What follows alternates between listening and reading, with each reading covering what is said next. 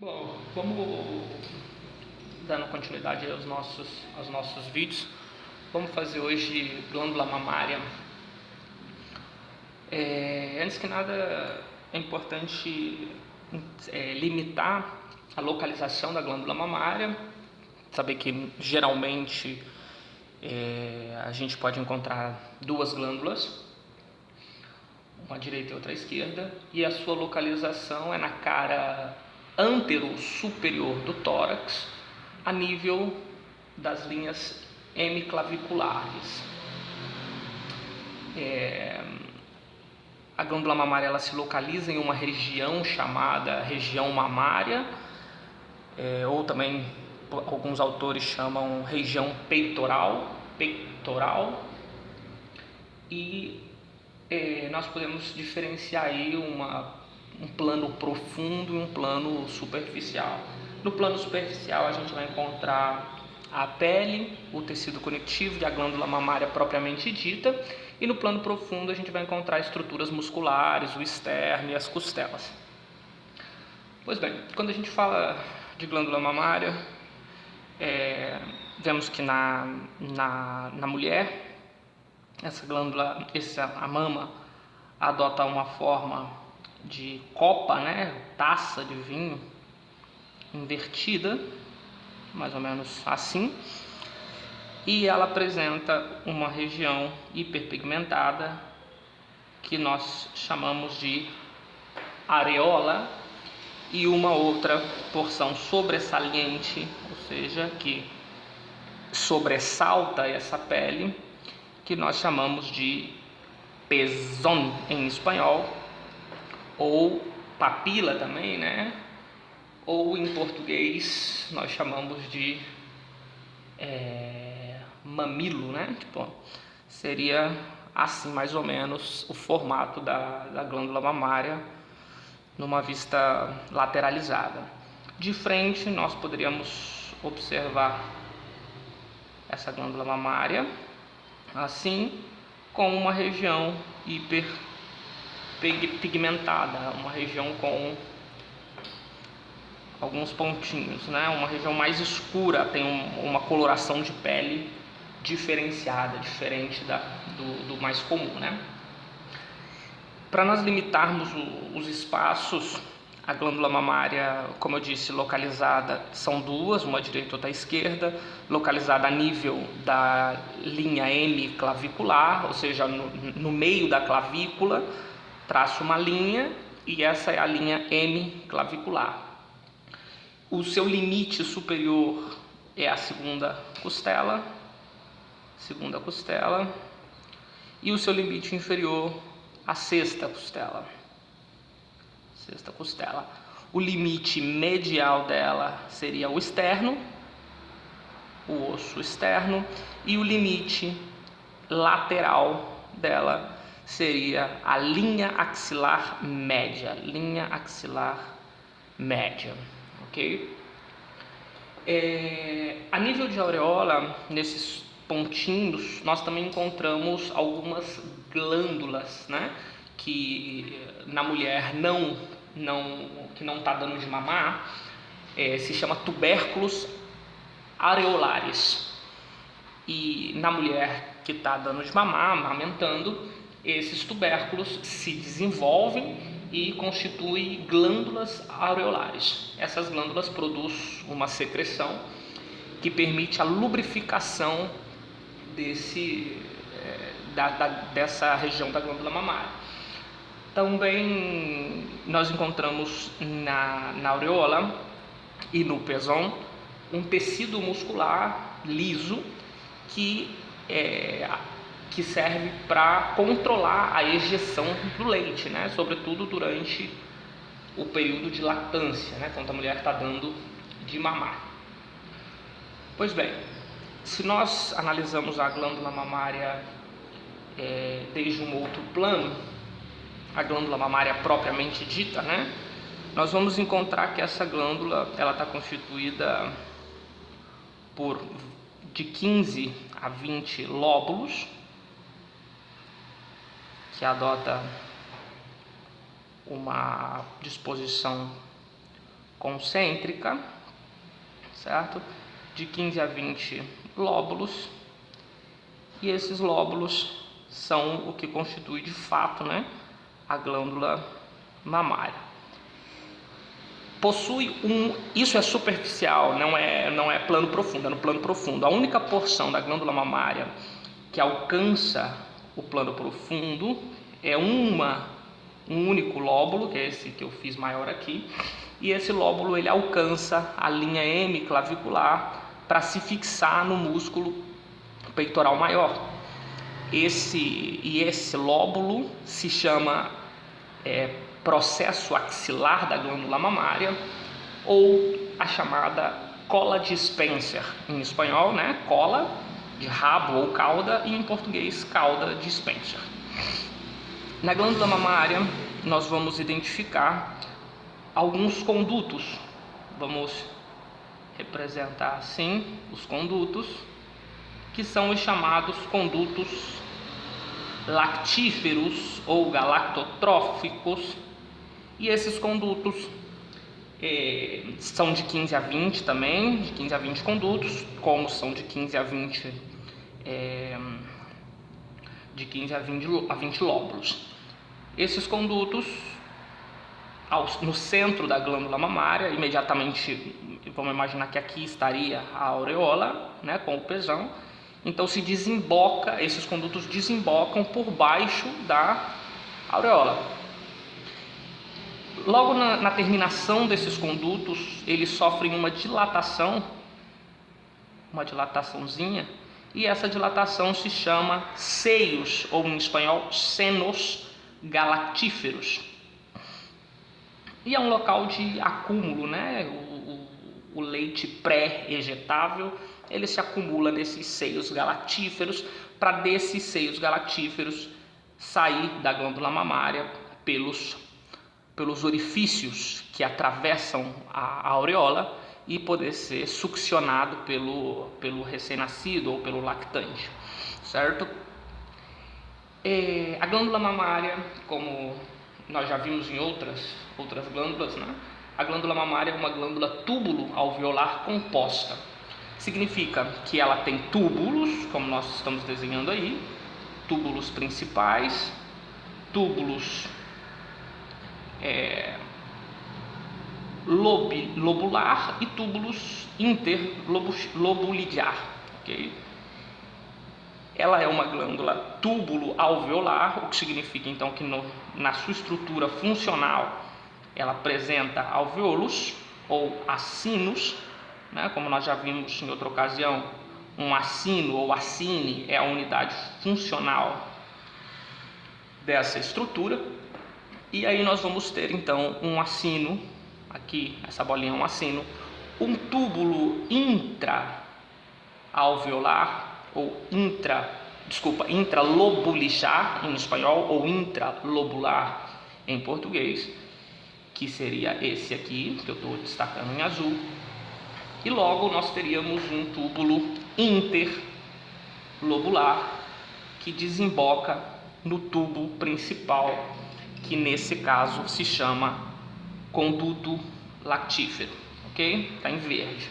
Então nós temos assim alveolo mamário, nós temos lóbulo mamário, alveolo, conduto intralobulidiar, conduto interlobulidiar, conduto lactífero ou galactóforo. Esse, por sua vez, desemboca nos seios galactóforos ou seios lactíferos, e desse seio ele vai ser ejetado pela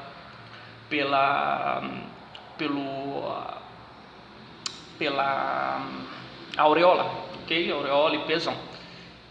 É lógico que essa glândula ela sofre uma hipertrofia durante o processo de amamentação, baixos estímulos hormonais, né? Também é comum durante o ciclo menstrual da mulher surgir um agrandamento da glândula mamária, uma sensibilidade, uma dor ou um incômodo, porque essa estrutura ela está cheia de receptores de progesterona, também tem influência de estrogênios, e então no período menstrual ela está mais sensível, né? Outro hormônio que atua de forma importante, só que durante a lactância, é a prolactina. A prolactina atua a nível da hipófise, atuando para estimular a produção de leite. E um outro hormônio também seria a ocitocina, que é responsável pela contração do músculo liso que existe na auréola e favorecer a ejeção desse leite, ok? Pois bem, entre os lóbulos da glândula mamária, nós vamos encontrar tecido conectivo. Tecido conectivo com gordura, com graxa, certo? Esse tecido conectivo é um aparato de sustento, ele serve para dar sustento, né? Serve de elemento de fixação para a glândula mamária, e ele termina formando ou constituindo o chamado fáscia superficial da glândula mamária. Essa fáscia superficial vai ser aonde a glândula mamária vai estar fixada à pele, okay? Fixada à nossa pele.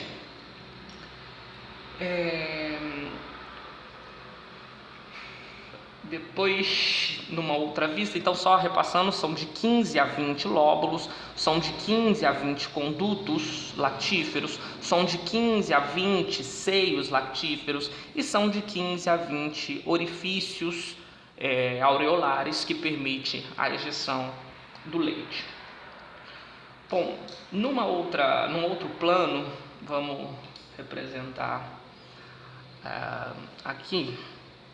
Vamos supor que aqui nós temos a glândula mamária, um corte para sagital, aureola, pezônio e a pigmentação normal. A primeira estrutura que nós temos é a pele. Nós vamos ter a pele em primeiro lugar. Por baixo dessa pele nós vamos ter o tecido celular subcutâneo, rico em gordura, e o tecido conectivo, constituindo dessa forma a nossa fáscia superficial. E aqui assim vai estar essa fáscia superficial. E por baixo dela nós vamos encontrar os lobulídeos. Vamos tentar fazer ele aqui, mais ou menos assim. Nós teríamos os lobulídeos ou os lóbulos, né, da glândula mamária, todos desembocando a nível de pezão, com seus condutos e etc. Então, ao redor dele, nós vamos ter o tecido celular subcutâneo e toda a gordura que nós vimos no desenho de cima, certo? Essa estrutura, como havia dito, se fixa na pele. Ao fixar na pele, constitui o ligamento suspensório da glândula mamária. Esse ligamento suspensório da glândula mamária já foi chamado, ainda é muito chamado por alguns livros, ligamento de Cooper, igual o nome daquele carro, né, do Mini Cooper, se escreve igual, ligamento de Cooper.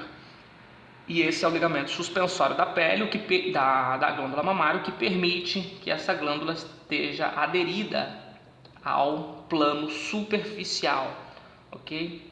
Num plano profundo da glândula mamária, nós vamos encontrar o músculo peitoral maior.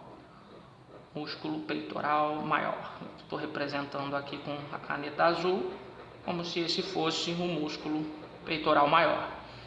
O músculo peitoral maior está recoberto, né, por sua aponeurose, e essa aponeurose chamada aponeurose do peitoral constitui a fáscia profunda da região mamária. E a glândula mamária, então, por meio dessa cola de Spencer, vai estar fixada nessa região. E se a gente observar, existe um espaço entre o plano profundo e a glândula mamária. Esse espaço profundo é o chamado espaço submamário.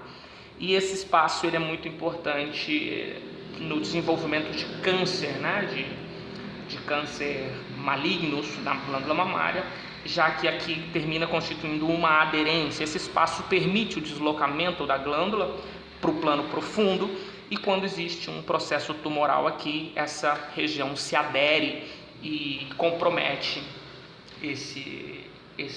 essa mobilidade, né? Esses movimentos, digamos, dessa forma. Pois bem, então, quando nós falamos de glândula mamária, basicamente esse é o aspecto principal da glândula, e vamos ver um pouco de irrigação, né? A irrigação da glândula mamária, ela está dada pela artéria, vamos lembrar da artéria subclávia, e a artéria subclávia, depois do borde da primeira costela, ela se transforma em artéria axilar.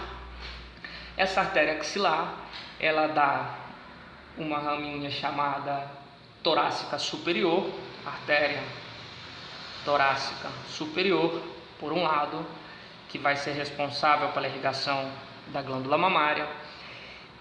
Outra artéria importante que ela também dá e envia algumas raminhas para a glândula mamária é a artéria acromio-torácica.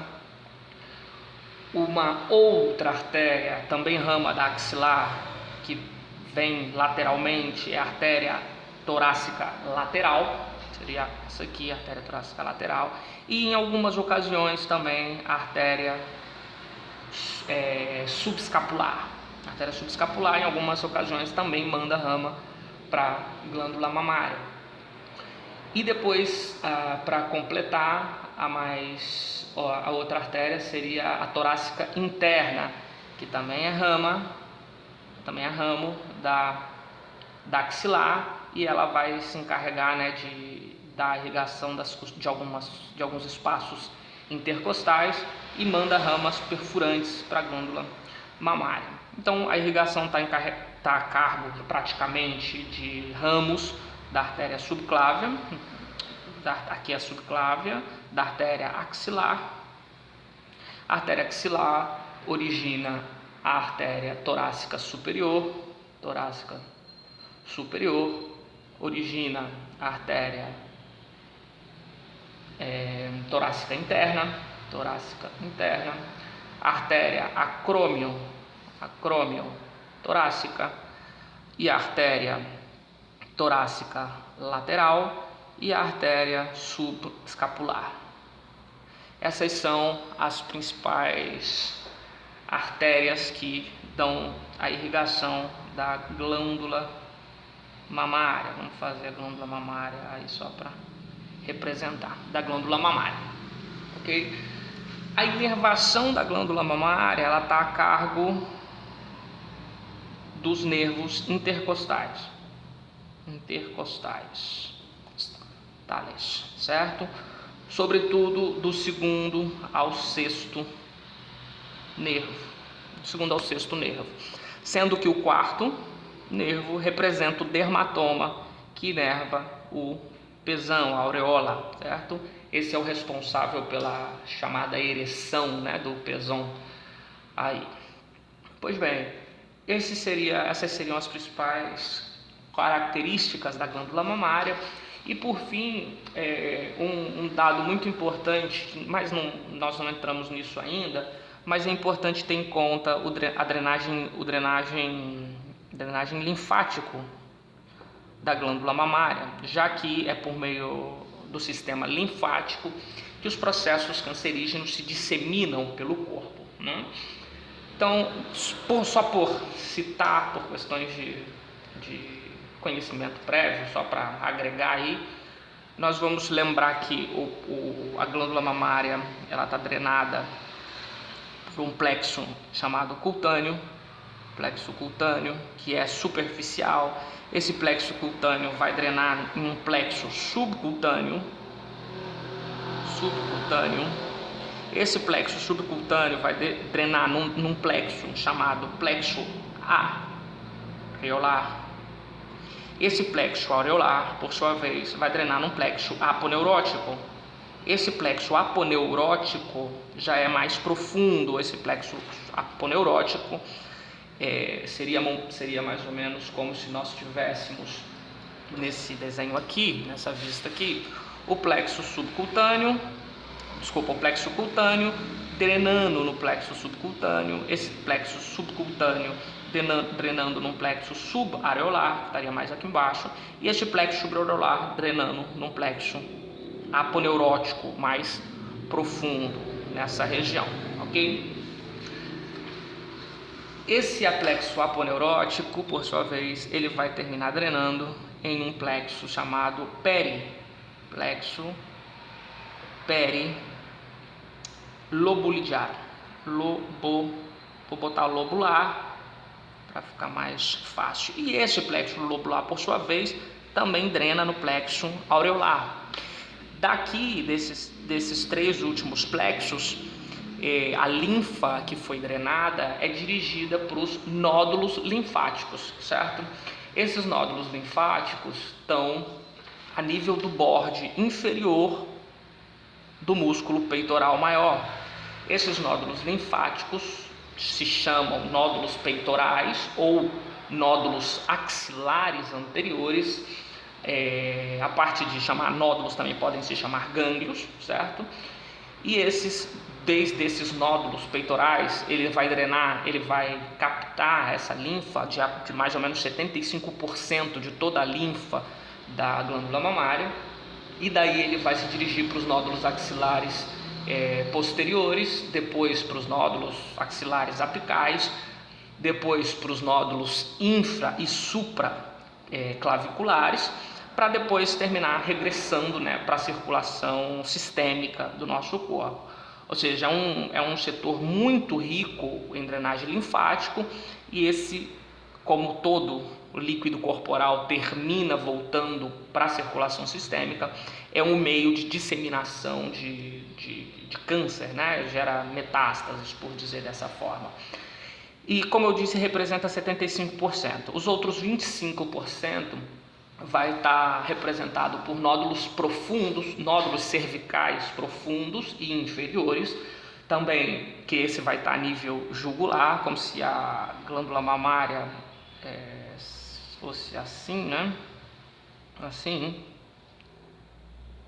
75% de tudo aquilo que drena já foi nesse esquema. E aí nós vamos ter um sistema de drenagem que vai drenar de forma superior e medial pelos nódulos ou gânglios também, que vão se dirigir para a cadeia linfática a nível da veia jugular, e outros que vão drenar de forma inferior, descendo para nódulos abdominais, vai drenar a nível de abdômen. Esses nódulos se localizam na vaina dos retos, a nível abdominal. A parte desses dois, também nós vamos ter os nódulos profundos, que são paraesternais, certo? São nódulos que drenam a nível paraesternal e vai drenar a porção medial da glândula mamária. Ou seja, essas são as principais características da glândula mamária. Sempre que se fala de anatomia, é importante considerar a localização de dita estrutura que se está falando. Então, a glândula mamária, como estrutura anatômica, está localizada na cara anterosuperior do tórax, a nível das linhas hemiclavicular. Essa é uma descrição de localização.